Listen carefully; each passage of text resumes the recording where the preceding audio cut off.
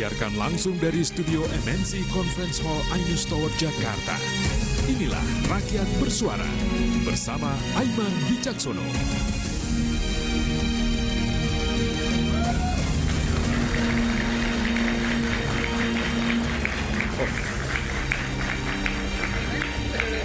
Oke, baik, makasih.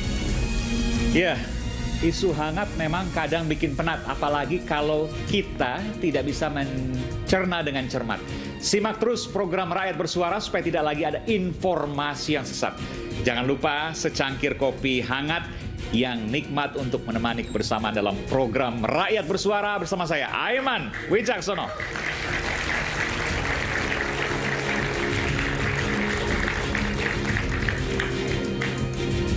Kejutan menyeruak, Peggy bebas, Palu Hakim Tunggal Pengadilan Negeri Bandung, Eman Sulaiman, Tok membebaskan Peggy Setiawan. Peggy lepas dari seluruh jeratan hukum, status tersangkanya pun batal. Putusan itu disebutnya adil demi Indonesia. Peggy memang bebas, tapi kasus Vina belumlah tuntas. Peggy, keluarga, dan tim pembela bisa bernapas lega, tapi bagaimana dengan para terpidana lainnya di kasus Vina? Dan siapa buronan yang disebutkan dalam putusan pengadilan? Nyatakah mereka atau sosok hantu belaka? Pemirsa, inilah Rakyat Bersuara bersama saya, Aiman Wicaksono.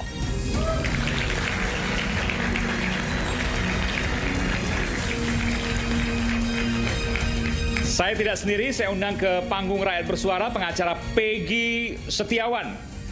Peggy Setiawan adalah kini mantan tersangka kasus pembunuhan Vina, Tony RM. Silakan Bung Tony.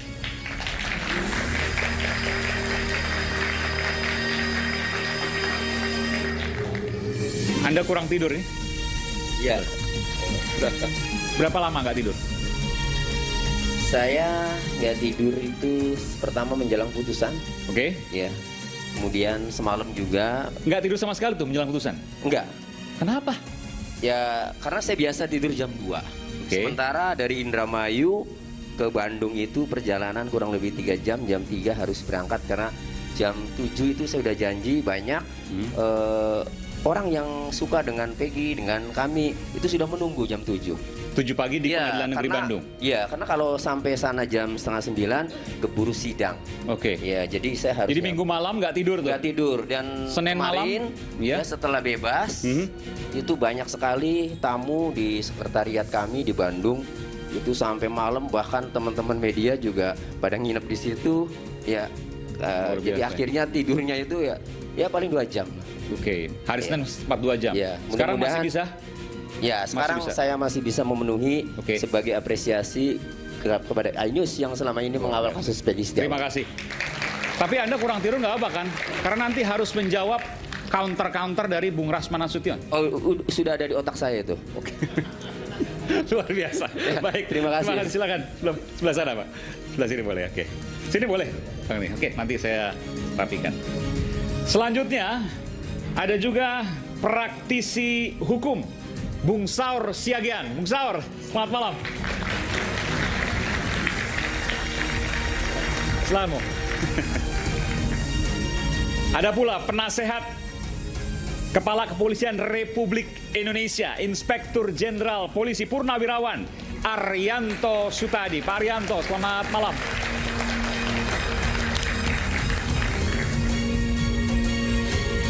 Terima kasih Pak, sehat selalu. Silakan.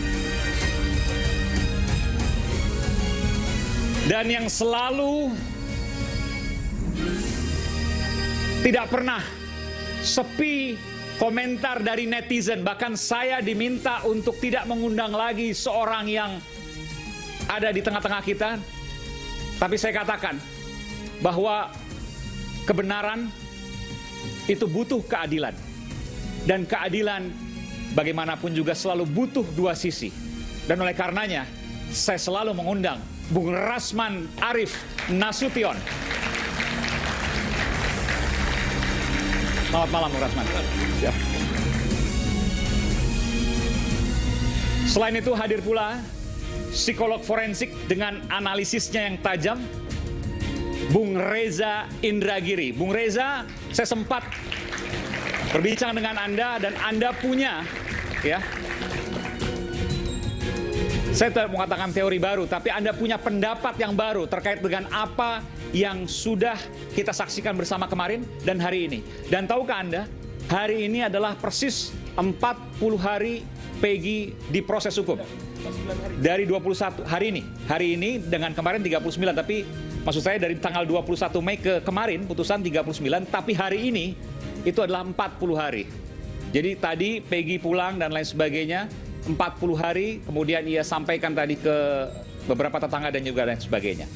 Tapi intinya bahwa apa yang kita saksikan ini adalah sebuah fenomena dan pelajaran apa yang bisa kita petik, termasuk juga bagaimana nasib 7 terpidana lainnya. Kita tahu bahwa Saka Tatal sudah mengajukan PK kemarin. Bagaimana dengan 6 lainnya? Bagaimana dengan nasib-nasibnya? Tentu kita akan bahas nanti di Rakyat Bersuara tuntas. Tapi sebelumnya, kita simak dulu informasi berikut ini.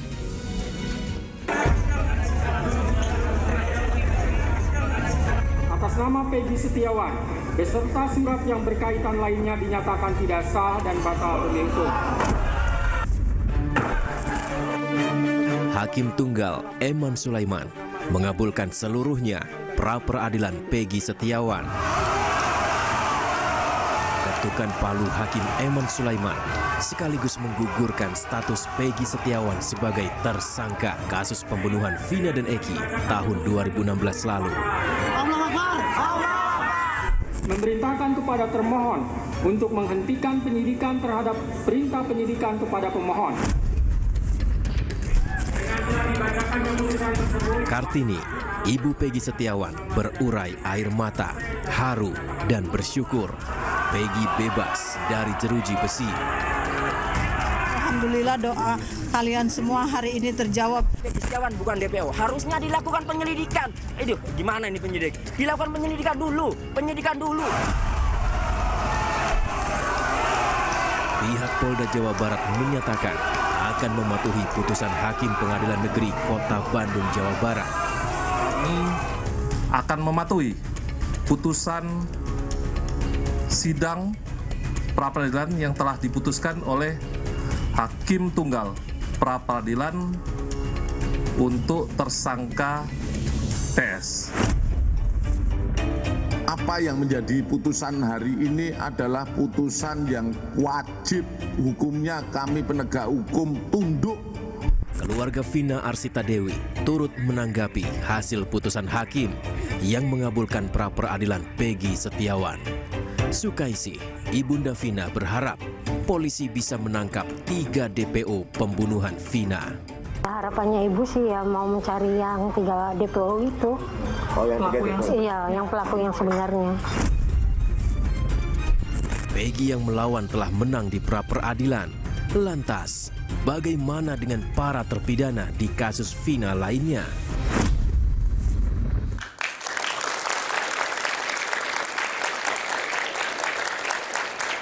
Ya, saya ingin langsung melihat bagaimana suasana di sekitar rumah Peggy di Desa Kepongpongan, Cirebon, Jawa Barat. Sudah ada rekan saya sana, reporter Faisal. Faisal, Anda bisa melaporkan tadi. Tadi saya melihat bahwa Anda begitu berdesak-desakan di sana. Banyak sekali tetangga Peggy yang kemudian menyambut kepulangan Peggy di sana. Anda bisa ceritakan bagaimana suasananya tadi hingga malam ini. Silakan. Ya, selamat malam Aiman dan juga pemirsa Bersuara. Saat ini kami melaporkan langsung dari kediaman pribadi Peggy Setiawan yang berada di Kepongpongan, Cirebon, Jawa Barat. Di mana Aiman, jika bisa kami gambarkan, memang pada malam ini masyarakat masih bertahan di kediaman Peggy Setiawan yang memang ingin bertemu dengan Peggy Setiawan dan juga mengucapkan selamat atas bebasnya Peggy Setiawan yang sudah dibebaskan oleh Polda Jawa Barat pada Senin malam kemarin. Jika bisa kami gambarkan, Aiman dan juga pemirsa, saat ini masyarakat memang masih bertahan untuk bertemu dengan Peggy Setiawan yang memang saat ini informasinya sedang beristirahat terlebih dahulu. Dan juga jika bisa kami kabarkan pula Aiman bahwa pada sore tadi atau setibanya Peggy Setiawan di kediamannya yang berada di Desa Kepongpongan, Cirebon, Jawa Barat, memang antusiasme dari masyarakat inilah sangatlah tinggi. Tadi sejumlah masyarakat, bahkan dari pantauan kami di sini ada sekitar ratusan masyarakat yang dengan rela berdesak-desakan ke kediaman Peggy Setiawan ini untuk bertemu langsung dengan Peggy Setiawan dan juga untuk mengucapkan selamat. Nah, Aiman, ini ada sejumlah masyarakat atau ibu-ibu yang masih bertahan di kediaman Peggy Setiawan. Kita coba sapa dulu Aiman dan juga pemirsa. Selamat malam ibu-ibu. Halo. Halo, selamat malam juga. Halo ibu-ibu, nih kalau boleh tahu dari mana nih? Saya dari Oke Bu, kemarin kan Hakim Tunggal Eman Sulaiman memutuskan bahwa Peggy Setiawan ini penetapan tersangkanya tidak sah. Nah, Ibu pas menonton berita ini tanggapannya gimana Bu? wah seneng banget langsung loncat. Langsung makannya langsung nangis kata ya Allah. Gitu terharu banget saat lihat Ibu Kartininya gitu ya, semua sama advokat semuanya yang itu yang 22 yang disebutin itu seneng banget itu. Karena dari awal memang ibu-ibu ini yakin ya kalau Peggy Setiawan ini bukan pelaku pembunuhan. Yakin banget gitu, yakin banget tidak bersalah. Udah tinggal yang itu DPO aja, yang nggak usah tinggal yang 7 semoga dibebaskan secepatnya, udah gitu aja ya. Oke, mungkin terkait kasus Vina dan Eki di Cirebon ini kan ibu-ibu pasti mantau nih karena di sosial media sangat banyak informasinya. Nah, untuk harapannya Bu ke pihak kepolisian untuk menyelidiki kembali kasus pembunuhan ini agar DPO atau pelaku yang sebenarnya ditangkap, harapannya apa Bu? Harapannya semoga secepatnya gitu ketemu gitu ya. Jangan apa ya menurut siapa tuh pokoknya ada 5 Peggy Setiawan, 5 harus itu didatangkan semua, harus ditanyain satu persatu ya agar proses yang mana gitu asal clear gitu. Jadi Peggy yang Cianjur juga tidak was-was gitu ke masyarakat gitu ya, apalagi sekarang Kang Deddy kan udah tes DNA gitu siapa gitu sebenarnya gitu ya. Jadi ada Peggy-Peggy yang lain juga harus diperiksa semua gitu. Oke, baik, luar biasa Ibu tampaknya sangat mengikuti perkembangan kasus ini ya Bu ya. Sampai nanti ketemu Peggy Bu. Oke, Aiman dan juga pemirsa.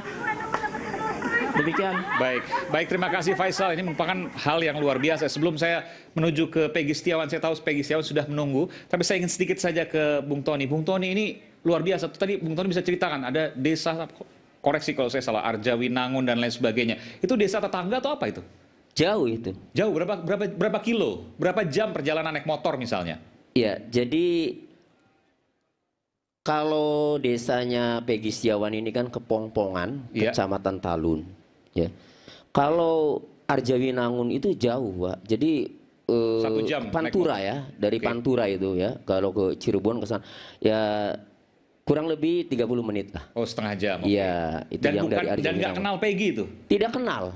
Datang saja. Datang dan termasuk bahkan di Bandung saja ya.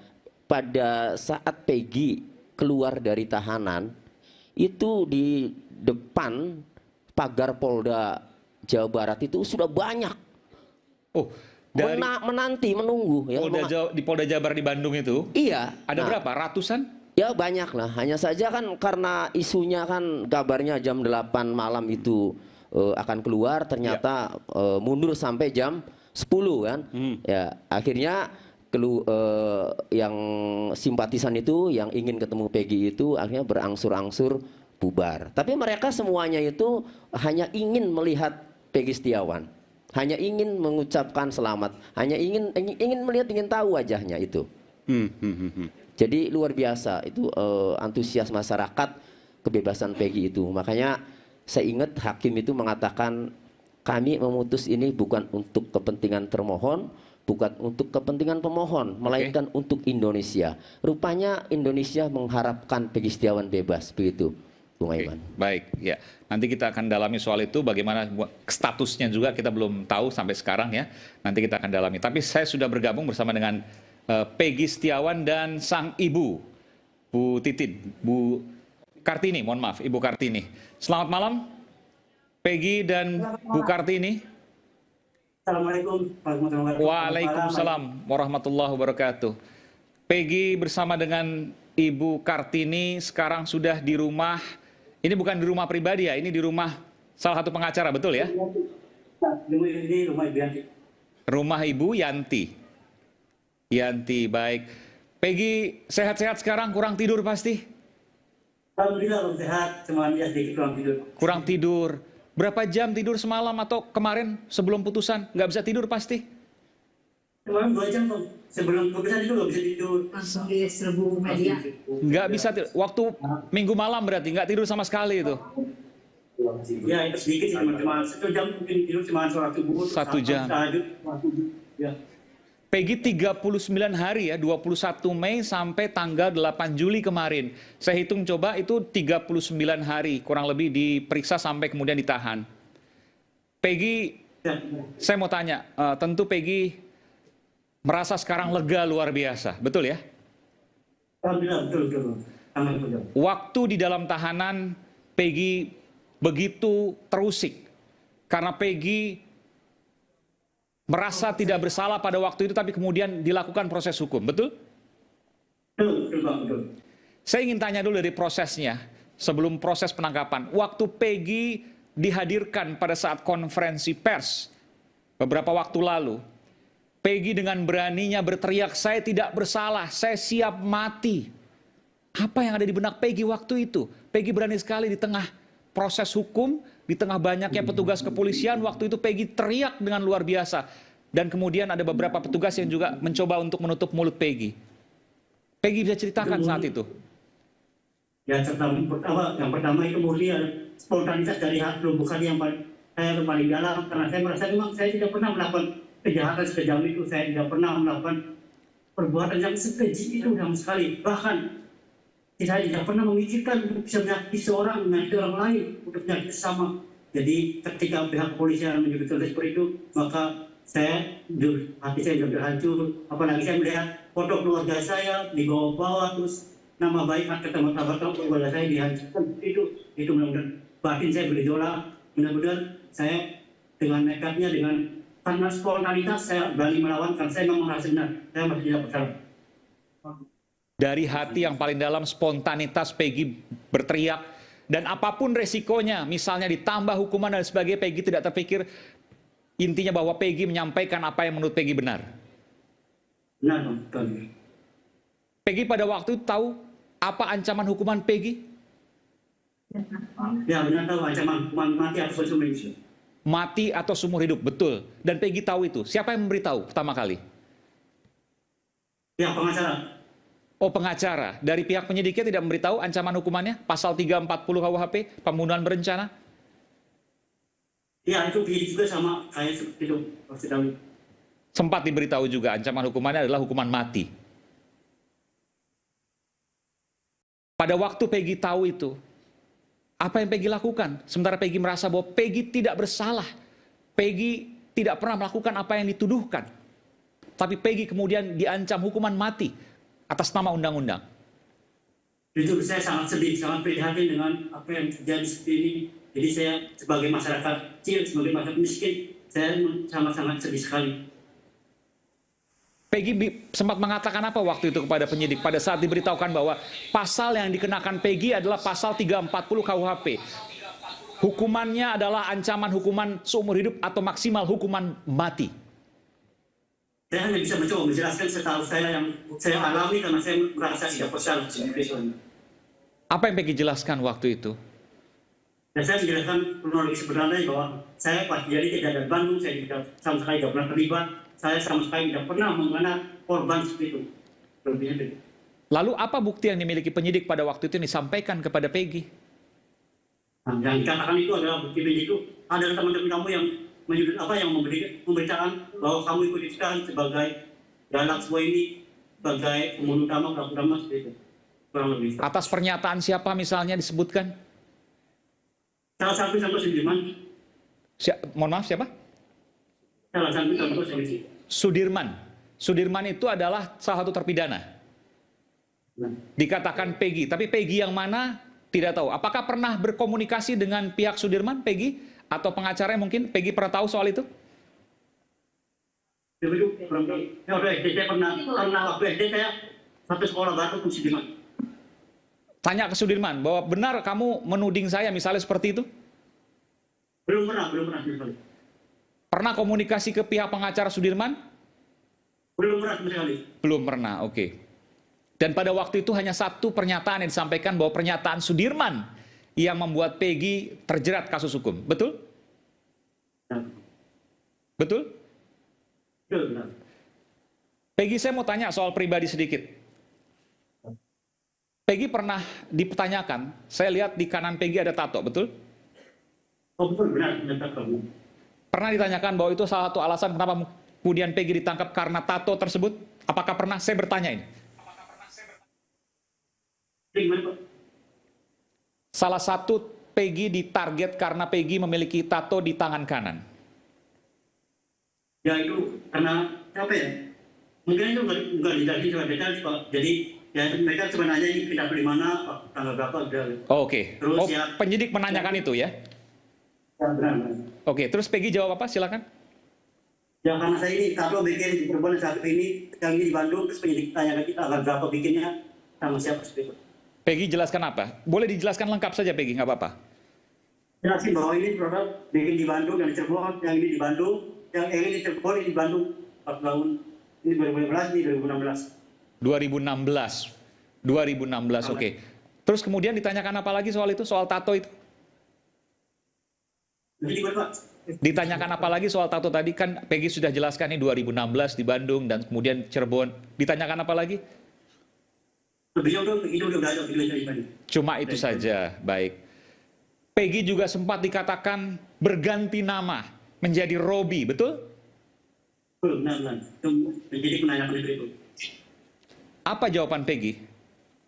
Ya itu bukan ganti nama. Jadi itu hanya sebuah, itu nama adik saya Robi. Jadi saya pakai nama adik Robi. Itu hanya nama gaul. Nama gaul. Contoh saya ketika saya kenalan sama cewek itu nama saya Robi. Karena misalkan saya pakai nama Peggy itu sering dibully karena mereka itu rata-rata kebanyakan suka ngebully Peggy lagi semua gitu. Kayak cewek namanya gitu. Oke. Oh, Peggy malu karena namanya sering diejek seperti nama perempuan, Peggy. Jadi mengenalkan diri sebagai Robi. Padahal Robi itu adalah nama adik Peggy, betul? Benar. Oke, jadi bukan berganti nama. Tidak pernah berganti nama, Peggy? Tidak, sama sekali tidak pernah. Jadi waktu kejadian Peggy berada di Bandung? Di Bandung, Mas. Di Bandung. Pada waktu kejadian kan waktu itu sempat diperiksa Peggy, betul ya? Saya sedikit ke belakang, karena supaya ini kemudian bisa menjadi pelajaran banyak pihak. Peggy sempat diperiksa waktu itu? Tidak sama sekali, tidak pernah. Maksud saya didatangi oleh polisi, kemudian disita motornya, betul? Benar. Kalau perumahan didatangi dan motor kita membenarkan. Peggy ada waktu itu? Tidak ada, saya di Bandung, saya sedang bekerja. Terus kemudian disampaikan apa waktu itu ke Peggy? Itu dari mama nelpon, dari pihak mama nelpon, sampaikan saya bahwa tadi ada pihak kepolisian mengambil motor, gabung sini, katanya mau dari ini. Terus ya, saya tanyakan ke mama, kronologinya apa, terus mama coba jalan. Peggy tahu bahwa itu terkait dengan kasus pembunuhan Vina? Tidak pernah tahu. Kapan Peggy pertama kali tahu bahwa Peggy dibidik untuk kasus pembunuhan Vina? Beberapa hari kemudian mama telepon lagi bahwa menjelaskan bahwa saya nanya, Ma itu kan tadi kemarin itu ada kenapa misalnya polisi dan rumah saya. Pas mama itu 2 hari kemudian telepon lagi bahwa ngabarin bahwa ini sebenarnya ada kasus ini yang harus terlibat gitu. Jadi di 2016 ya?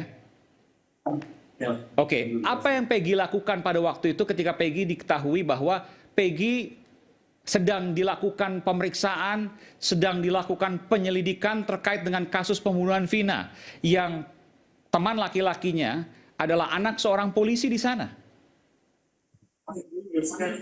Ya saya seperti biasa karena saya merasa dia bersalah ya saya harus tetap aja di sama-sama bodoh misalkan saya memang benar bersalah pasti polisi juga menangkap saya di Bandung karena saya sudah menjelaskan bahwa saya ada di Bandung. Gitu. Peggy sempat panik? Tidak sama sekali, tidak sama sekali. Tidak sama sekali? Kenapa? Karena saya masih tidak bersalah. Walaupun motor Peggy disita dan lain sebagainya, kemudian rumahnya digeledah, diperiksa, Peggy sama sekali tidak panik pada waktu itu karena Peggy yakin tidak melakukan apapun. Tidak ada pun yang satu pun dilakukan oleh Peggy untuk membela diri, misalnya Peggy menghubungi kawan dan lain sebagainya, kenalan dan lain sebagainya, atau mungkin orang yang mengetahui soal hukum. Oh iya, itu saya konsultasi sama Ibu Yanti. Karena kebetulan Ibu Yanti waktu itu mama saya kerja di rumah Ibu Yanti. Oke, sebagai asisten rumah tangga. Rumah tangga, benar. Oke. Baik, saya ingin menggali lagi Peggy, tapi nanti saya akan kembali. Saya akan jeda dulu sejenak. Peggy dan Ibu Kartini mohon di sana. Ada beberapa pertanyaan lagi yang saya ingin tanyakan kepada Peggy. Kita akan segera kembali saat lagi. Tetaplah bersama kami, Rakyat Bersuara.